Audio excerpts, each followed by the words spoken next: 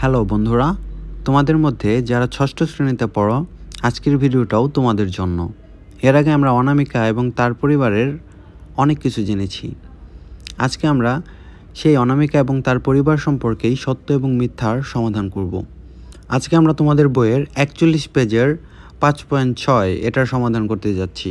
চলো তাহলে শুরু করা যাক। Discuss in pairs or groups whether the sentence are true or false. If false, give the correct information.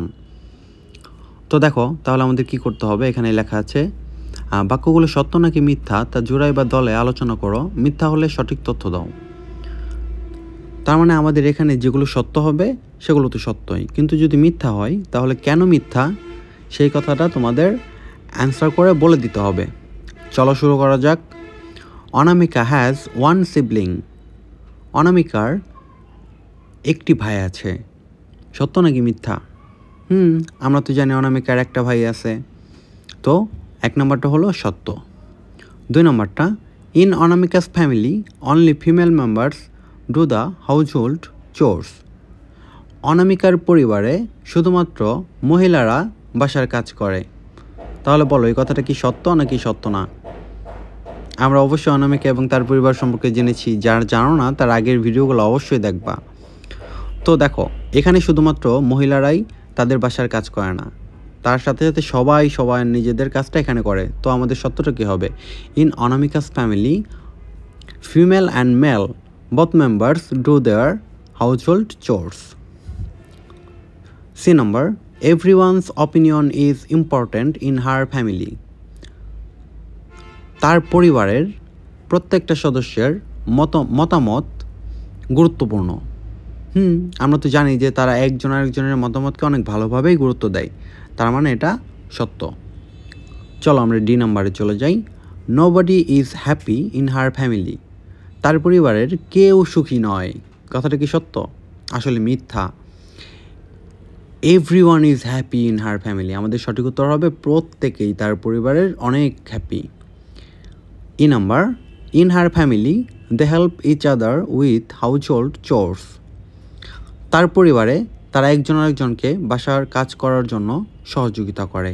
অবশ্যই এটা সত্য, কারণ আমরা প্যাসেজে আগেই পড়েছিলাম যে একজন আরেকজনকে খুব ভালোভাবে সাহায্য করে। F number, each family members does his or her work by himself or herself. তাদের পরিবারের প্রত্যেকটা মেম্বারই তারা তাদের নিজেদের কাজটা নিজেরাই করে। এটা সত্য। আমরা জানি যে তারা প্রত্যেকে নিজেদের কাজ নিজেরাই করে। জি number, they help each other in solving problems. যে কোনো সমস্যা হলে তারা একজন আরেকজনকে সমস্যার সমাধানে সাহায্য করে বা সহযোগিতা করে। এটাও সত্য। লাস্টেরটাই চলা যাই। The family members show respect to each others opinion. তার পরিবারের প্রত্যেকেই একজন আরেকজনের মতামতকে শ্রদ্ধা করে। সত্য নাকি মিথ্যা? অবশ্যই সত্য। তার মানে আমাদের লাস্টের অ্যান্সারটাও সত্য হবে। চলো যেহেতু 5.6টা সমাধান করে দিয়েছি, বোনাস হিসেবে আমরা 5.7টাও একটু ট্রাই করি। কি বলা হয়েছে দেখো। In groups of 5 discuss to find out who usually does the following household chores in your family and write the name in the grid below. One is done for you. তার মানে আমাদের এখানে অনেকগুলো কাজের কথা বলা হয়েছে। তো এখানে 5টা স্টুডেন্টের মাঝে কাজগুলো ভাগ করে দেওয়া হয়েছে এবং প্রত্যেকেই বলা হয়েছে যে দেখা যায় এখানে প্রথমে 1 নম্বরে কী আছে, কুকিং, কে রান্না করে। 1 নম্বর স্টুডেন্টটা বলছে তার মাদার। এইভাবে 2, 3, 4, 5 প্রত্যেকের মাই যদি রান্না করে তাহলে প্রত্যেকে এখানে অ্যান্সারে কী লিখবে? মাদার। কিন্তু কোনো ক্ষেত্রে যদি কারো ফাদার মানে বাবা রান্না করে তাহলে এই 5 জন স্টুডেন্টের মধ্যে সে এখানে মাদার লিখবে না, তখন সে কী লিখবে? ফাদার। বা এমন হইতে পারে যে তার পরিবারে মা বাবা কেউ রান্না করে না, তার বোন রান্না করে, তাহলে কি দিবে সে? তোর সিস্টার। এভাবে আমাদের অ্যান্সার করতে হবে। এখানে কোনো নির্দিষ্ট বাধা ধরা কোনো নিয়ম নেই। তোমাদের পরিবারের যে এই কাজগুলো করে তোমরা ঠিক তাদের নামটাই লিখবা।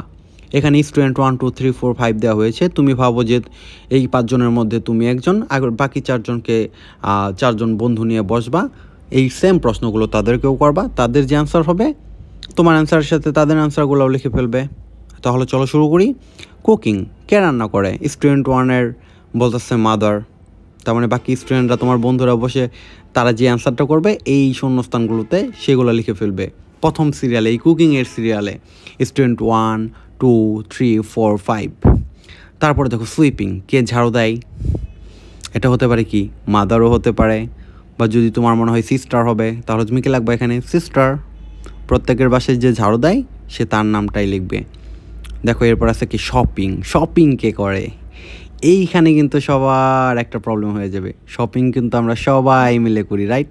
এখানে শপিংয়ে আমি আচ্ছা ধরো তুমি নিজের শপিংটা কি করো? তোমার বাবা তোমার শপিং করে দেয়, তোমার মা, ভাই, বোন, নাকি তুমি নিজেই? তুমি যদি নিজেই হও তাহলে লিখতে পারো মাই সেলফ। ওকে, তারপর দেখো ওয়াশিং ক্লথস, কে জামা কাপড় ধোয়? হতে পারে তোমার মা, তাহলে কি মাদার লাগবা। তুমি নিজেই যদি ধোও তাহলে তোমার নামে লাগবা।